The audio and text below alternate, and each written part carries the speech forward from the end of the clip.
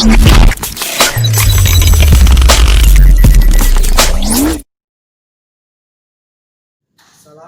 warahmatullahi wabarakatuh. Nama saya Ahmad Kromi, NPM 1821020503. Di sini saya akan mempresentasikan bentuk dan isi gugatan di Pengadilan Agama dengan mata kuliah Hukum Acara Perdata dan Peradilan Agama yang diampu oleh dosen Bapak Herpin Yoki Pradipta MAhi. Yang pertama, gugatan tertulis. Bentuk gugatan tertulis adalah yang paling diutamakan di hadapan pengadilan daripada bentuk lainnya. Gugatan tertulis diatur dalam pasal 118 ayat 1 HIR atau pasal 142 RBG yang menyatakan bahwa gugatan perdata pada tingkat pertama harus dimasukkan kepada pengadilan negeri dengan surat permintaan yang ditandatangani oleh penggugat atau kuasanya. Dengan demikian, yang berhak dan berwenang dalam mengajukan surat gugatan adalah penggugat atau kuasanya. Dan yang kedua, lisan. Bagi mereka yang buta huruf, dibuka kemungkinan untuk mengajukan gugatan secara lisan kepada ketua pengadilan negeri yang berwenang untuk mengadili suatu perkara perdata. Karena bentuk gugatan lisan diatur dalam pasal 120 HIR, pasal 144 RBG yang berbunyi, bila mana penggugat buta huruf, maka surat gugatannya dapat dimasukkan dengan lisan kepada ketua pengadilan negeri yang memuat gugatan atau menyuruh mengututnya. Ketentuan gugatan lisan yang diatur HIR ini selain untuk mengakomodir kepentingan penggugat buta huruf yang jumlahnya masih sangat banyak di Indonesia pada masa pembentukan peraturan ini, juga membantu rakyat kecil yang tidak mampu menunjukkan jasa advokat kuasa hukum karena dapat memperoleh bantuan dari ketua pengadilan berwenang untuk mengadili suatu perkara perdata untuk membuat gugatan yang diinginkannya.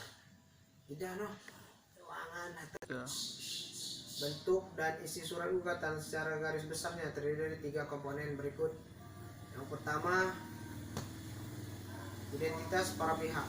Identitas pihak-pihak membuat nama gelar atau alias atau julukan, bin, binti, umur, agama, pekerjaan, tempat tinggal, terakhir, dan statusnya sebagai penggugat atau tergugat.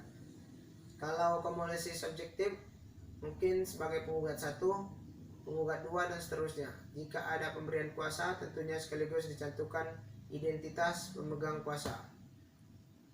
Pertama, posita atau positum, yakni fakta-fakta atau hubungan hukum yang terjadi antara kedua belah pihak. Bagaimana yang membuat fakta atau hubungan yang terjadi bagian posita hendaknya singkat, kronologis, jelas, tepat, dan sepenuhnya terarah untuk mendukung isi tuntutan bagian nantinya.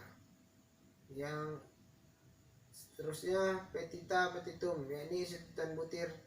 Pertama, dari segi petita selalu tentang formal perkara, belum boleh langsung melancar ke materi perkara.